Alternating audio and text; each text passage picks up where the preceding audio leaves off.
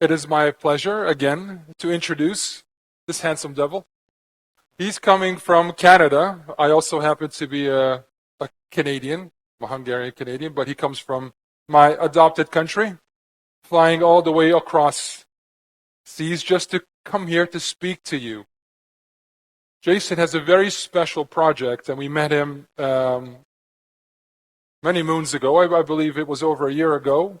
And when we truly understood Ember and what he's doing, we understood that he's, in some respects, if I can speak without ego, I believe that Vow is ahead of the curve. And in that respect, Ember and what Jason is doing is massively ahead of the curve. There's nothing like that in the market. We think the product is absolutely unique, and the fact that it is so decentralized meets up with the requirement of our ecosystem, as you well understand by now. And I think it is also a measure of a project or any endeavor, the caliber of people, ideas, and other projects that it attracts it to itself through its gravity. And I believe Vow, TLN, and everything we're putting together has massive gravity because it brings in fantastic talent like Jason. So please, Jason, it's my pleasure. Big round of applause for Jason. Hello, hello. That's a quick Forward, back. All right. Thank you, Paul. Happy to be here. I am going to start with something, maybe a term that you're familiar with or not, but with kind of a raise of hand, and I see a lot of people that will be able to answer this in this crowd, which, how many of you are familiar with the first kind of transition that we went through that was kind of called going online? You know, in the 90s, early 2000, just a show of hand, how many of you kind of went through that transition where someone approached you and said, hey, you know, do you have an account online? Is your website online? You know, all of that change happened in the 90s and 2000. And a lot of big projects that are kind of the leaders of the online industry today were very much ahead of their time, just as much as Vow and the TLN network. So we believe that on-chain is effectively kind of the new online. And what I mean by this is today it sounds very foreign to say that we're going on-chain, just as much as it felt very foreign. I remember, I mean, I'm not that old, you know, getting almost to 40 now, but I remember going online. And today I'm introducing kind of this word that I would recommend, you know, a lot of people should start adopting, which is going online. And just as much as the internet broke down barriers and democratized access to information and made knowledge kind of universally available, we believe crypto, and obviously you all believe the same as well, is doing the same with broader access to financial services and commerce. So with that in mind, you know, wouldn't you believe that, you know, crypto should be on-chain first?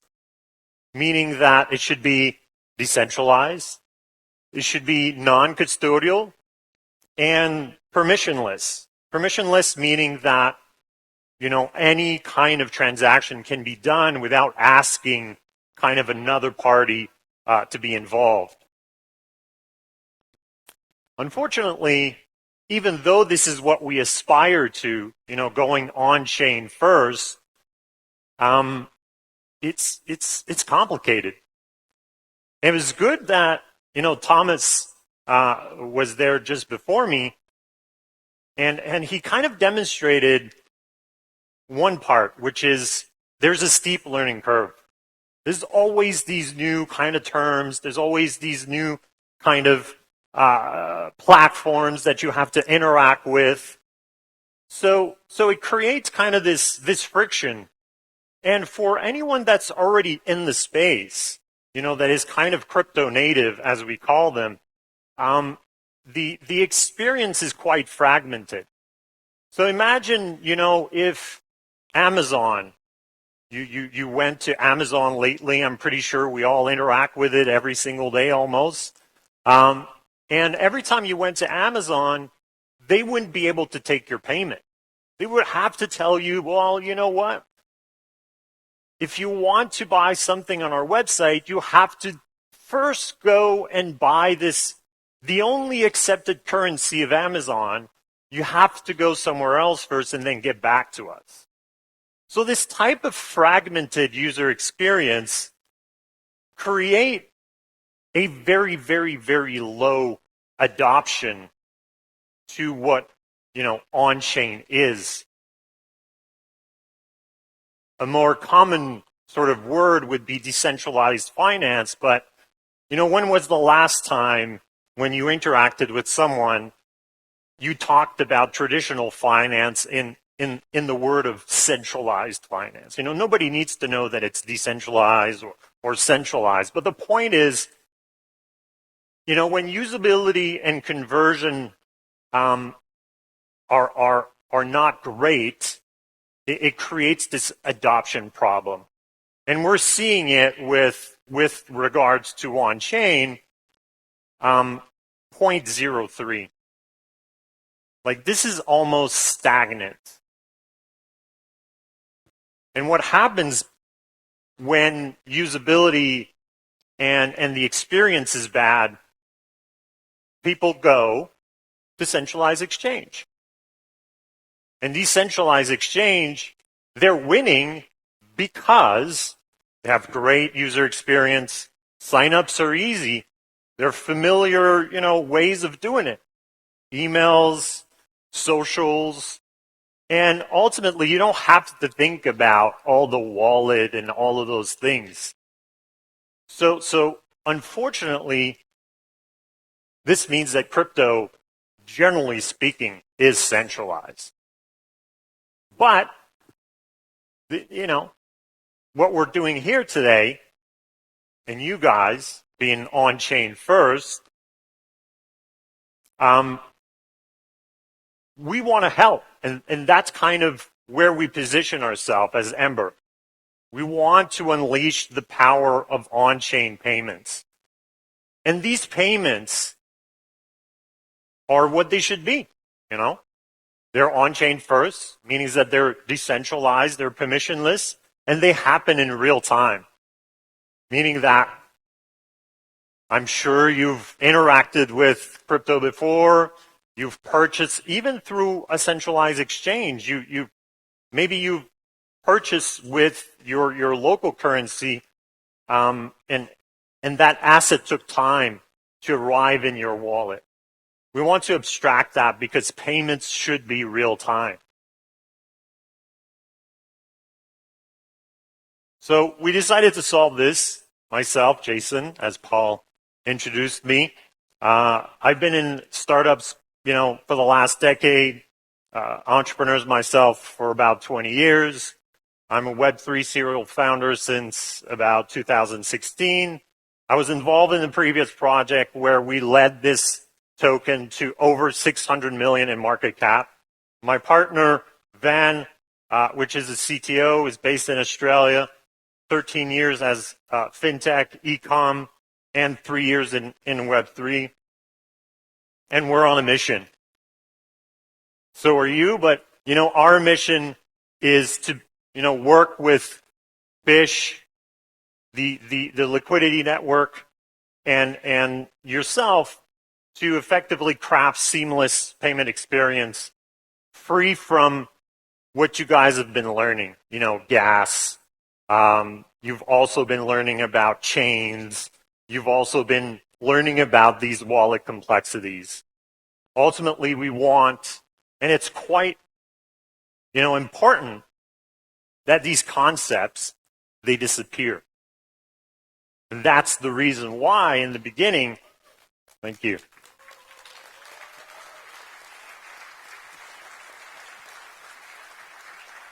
Until we're able to make these things disappear and basically make these lessons of teaching you about all these subtleties disappear, the adoption will not change. It will remain stagnant. So if you haven't made the connection yet, maybe you've seen this before. So Val has been one of the early adopters of our first version of on-chain checkout, which lets you buy directly a decentralized asset on-chain rather than going through a centralized exchange. So we released that last year, and the first approach, which we wanted to stay with the style that people are used to, is very, very much Web3 focus.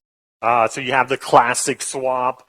It had an external kind of experience, again, a bit fragmented, with purchasing little button underneath the Connect wallet would open up another window where you could buy the gas and everything to then swap for Val. With that period, we had hundreds of projects that helped us kind of better understand what are people kind of expecting, and what difficulties they were kind of still seeing in that user experience. And through that time, we also processed millions of transactions, and that has led us to what's coming next. And what's coming next is really exciting because it abstracts all of those things. Ultimately, the goal here is once this comes out, you won't have to teach anyone anything. That's the whole point. You just point them in a direction, you say, go there, and they will walk themselves through the whole process. As simple as that. I mean, when was the last time you told someone to go on a website and walk them through a checkout? I mean, I'm pretty sure you've never done that. That's the whole point.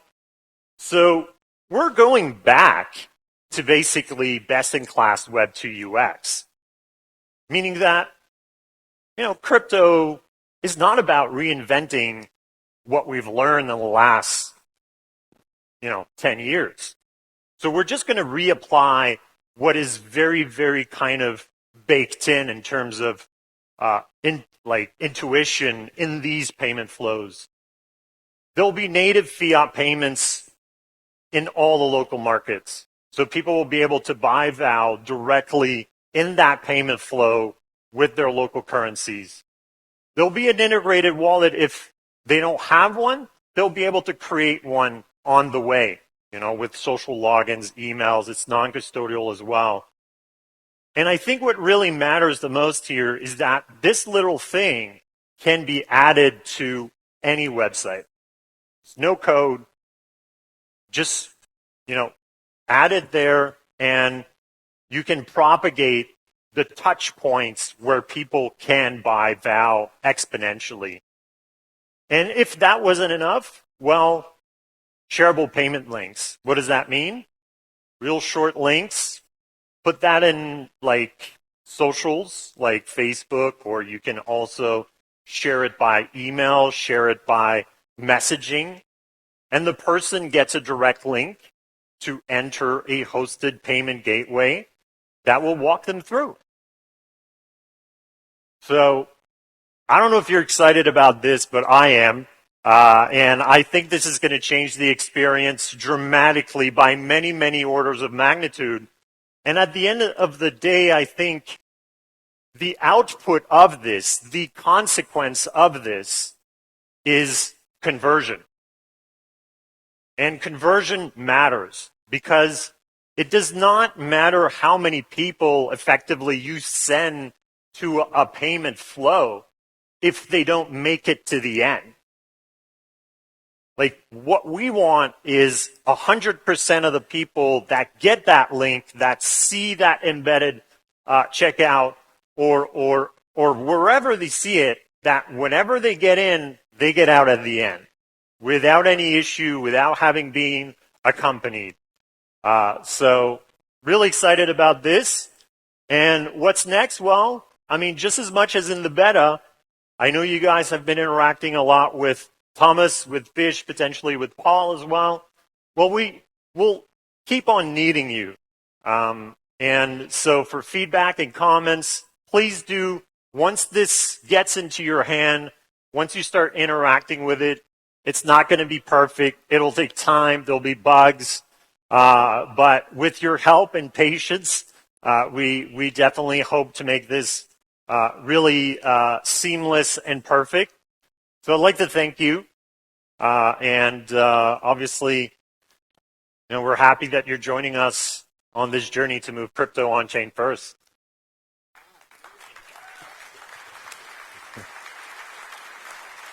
Dominique. Hello. Yeah, Jason Dominique, everyone. What I just wanted to do is imagine you can get, you know, with TLN, everyone has to, you buy the vow to lock up, yeah, in TLN 2. That's going to be in future. You just put your credit card in and you didn't need to buy any ETH, didn't need to do any swap, anything like that. So it just makes things a billion times easier. And that's why we're super excited. He came from Canada today. You're going to Blockchain Week in Paris or something? Yes, I'm right after this. I'm heading to the Paris Blockchain Week. It's a 3-day event, and it's going to be exciting as well. Meeting new people, new partners. You're witnessing something in the birth of Ember that is, you know, even Jason, I don't think, really understands what's actually going to happen with Ember as time goes on. But if anyone who has a website, who has their own website for anything, yeah? Anyone who has their own website? Yeah? All of you can just go and copy that piece of code and immediately be generating sales, yeah, off your website. Just stick it there by vow on the website. As simple as that. That's as simple as it'll be across thousands and thousands and thousands of web properties across the world. So thank you, Jason, Dominique. Thank you.